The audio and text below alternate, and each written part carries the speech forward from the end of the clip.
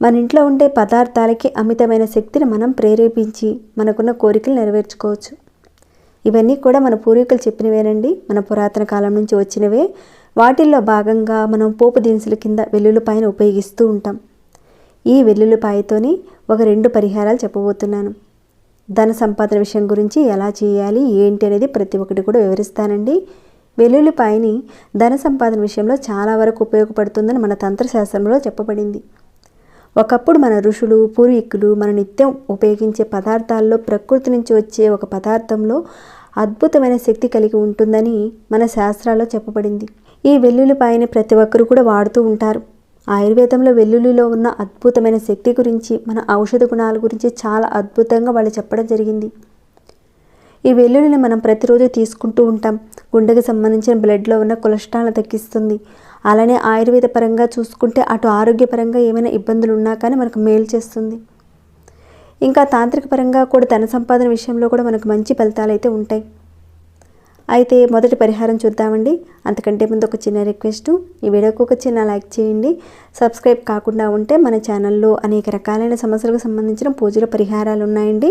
మీ సమస్యకు సంబంధించిన ఒక పరిహారాన్ని మీరు చేయగలిగేదాన్ని ఎంచుకునే ప్రయత్నం చేయండి.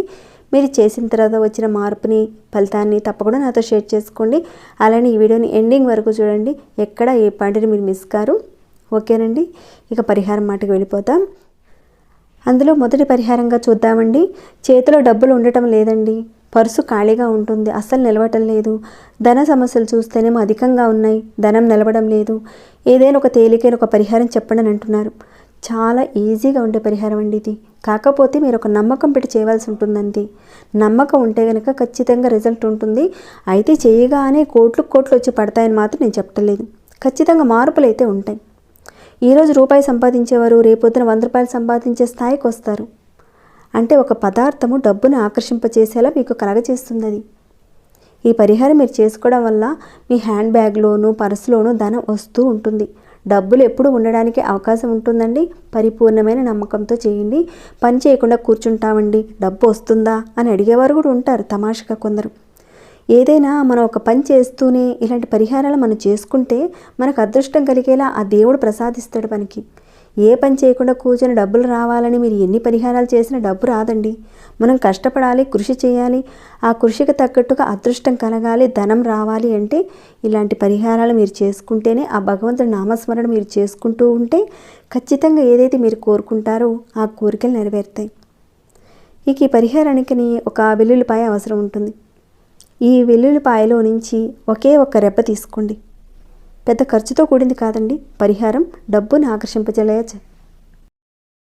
పరిహారం పెద్ద ఖర్చుతో కూడింది కాదండి, డబ్బుని ఆకర్షింపచేసేలా చేస్తుంది ఈ పరిహారం. అనవసరమైన ఖర్చులు తగ్గుతాయి. డబ్బు ఆదా చేయడానికి ఈ పరిహారం బాగా ఉపయోగపడుతుంది. మీ ఇంట్లో ఎక్కడైతే మీరు డబ్బులు దాచుకుంటారో అక్కడ కానీ, లేదంటే మీ పర్సులో కానీ ఎక్కడైతే మీరు డబ్బులు దాచుకుంటారో అక్కడ ఈ పని చేయవలసి ఉంటుంది. కానీ ఆడవారు నెలసరి టైంలో ఉన్నప్పుడు మాత్రం చేయకండి. ఇక ఆహార నియమాలంటూ పెద్దగా ఏమీ లేవండి. ఇక పరిహారానికి కావాల్సింది ఒకే ఒక్క వెల్లుల్లి రెప్ప అవసరం ఉంటుంది. దీనిని మీరు శుక్రవారం రోజున ఉదయం నుంచి రాత్రి పడుకునే లోపుగా ఎప్పుడైనా చేయొచ్చు. అంటే తెల్లవారుజామున 4 గంటల నుంచి రాత్రి 12 గంటల లోపుగా ఎప్పుడైనా చేయొచ్చు. కానీ మీరు చేసే ముందు స్నానం చేసే పరిహారం చేయాలి. ఉదయం చేసినా సాయంత్రం చేసినా కానీ మీరు ముందు స్నానం చేసిన తర్వాత ఈ పరిహారం చేయాలి. అర్థమైందనుకుంటున్నాను మీకు. మీరు ఒకే ఒక్క వెల్లుల్లి రెబ్బ తీసుకోండి. దానికి ఈ ఎరుపు రంగు దారం, టైలరింగ్ దారం ఉంటుంది కదండి, దాన్ని తీసుకోండి. తీసుకొని చక్కగా చుట్టండి. ఈ వెల్లుల్లి రెబ్బ అనేది పూర్తిగా కనపడకుండా, అంటే వైట్గా అనేది ఉంటుంది కదండి, అది ఏమీ కనిపించకుండా ఎరుపు దారంతో పూర్తిగా చుట్టేసేయాలి. మీరు ఈ టైలరింగ్ దారంతో కాకుండా మామూలుగా ఎరుపు రంగు దారంతో కూడా చుట్టచ్చండి. కానీ ఎరుపు రంగు దారంతో చుట్టారనుకోండి ఆ వెల్లుల్లిపై చాలా లావుగా అయిపోయి పర్సులో పెట్టుకోవడానికి కాస్త ఇబ్బంది అయిపోతుంది మీకు. అందుకని మీరు టైలరింగ్ మిషన్ కుట్టే దారంతోనే చుట్టండి. కనిపించకుండా పూర్తిగా చుట్టండి. తెల్లగా అదంతా ఉంటుంది కదండి, అది ఏమీ కనిపించకుండా మీరు చుట్టండి. ఇక్కడ నేను జస్ట్ ఎగ్జాంపుల్గా చూపిస్తున్నానండి అంతే. ఇక్కడ చూసారు కదా, ఈ విధంగా చుట్టేయాలి. ఈ విధంగా చుట్టేసిన తర్వాత శుక్రవారం అంటేనే లక్ష్మీ అమ్మవారికి పూజ చేసుకుంటారు కాబట్టి ఆ పూజలో భాగంగా మీరు ఈ విధంగా చుట్టేసిన తర్వాత అమ్మవారి విగ్రహం దగ్గర కానీ లేదంటే లక్ష్మీ అమ్మవారి పటం ఉన్నా కానీ ఆ పటం దగ్గర పెట్టండి. పెట్టి ధన రాబడి పెరగాలి, ధనానికి లోటు లేకుండా ఉండాలి అని మీరు కోరుకోండి. మీ హ్యాండ్ బ్యాగ్లో కానీ మీ ఇంట్లో కానీ డబ్బు ఎప్పుడూ ఉండాలి అని మనసులో కోరుకోండి. తర్వాత దేవుడి ముందు పెట్టిన ఆ వెల్లుల్లి రెబ్బ ఉంది కదండి, దానిని మీరు మీ పర్సులో కానీ మీ హ్యాండ్ బ్యాగ్లో కానీ లేదంటే ఇంట్లో వారు మీరు చేసుకున్నట్లయితే మీరు డబ్బులు దాచుకునే ప్రదేశంలో పెట్టుకోండి. దీనిని మీరు నెలకు ఒకసారి చేస్తే సరిపోతుంది. నెలకు ఒకసారి దీన్ని తీసి మారుస్తూ ఉండండి. ఈ విధంగా మీరు చేసిన తర్వాత ఒక నెల అయిపోయిన తర్వాత దాన్ని తీసి ఏదైనా పారే నీటిలో కానీ లేదంటే ఏదైనా చెట్టు మొదట్లో కానీ పెట్టేయండి. మళ్ళీ శుక్రవారం రోజున మళ్ళీ యథావిధిగా మీరు కొత్త వెల్లుల్లి రెబ్బకి ఈ దారంతో చక్కగా చుట్టి పెట్టుకోండి. ఇలా మీరు నెలకోసారి చేస్తూ ఉండాలి. ఖచ్చితంగా డబ్బు నిలబడుతుంది. ఈ పరిహారాన్ని మీరు శుక్రవారం రోజున మాత్రమే చేయాలి.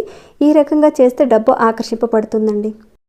పరిహారాల్లో భాగంగా ఒక పదార్థంతోనే అనేక విధాలుగా అక్కడ ఉపయోగించే సమయాన్ని బట్టి పదార్థాన్ని బట్టి ఒక పదార్థంతోనే కాకుండా వేరే ఇతర పదార్థాలు కూడా జోడించి చేయడంలో కలిగే ఫలితాలు కూడా అనేక రకాలుగా ఉంటాయండి. ఒక్కొక్క సమస్యకు తగ్గట్టుగా మన ఋషులు మన పూర్వీకులు చెప్పడం జరిగింది. అందులో భాగంగా వెల్లుల్లి రెబ్బను శుక్రవారం రోజున చేశారు. అదే వెల్లుల్లి రెబ్బతో అదే ధనాకర్షణ కలగడానికని ఇక్కడ మరొక పరిహారం కూడా చూద్దాం.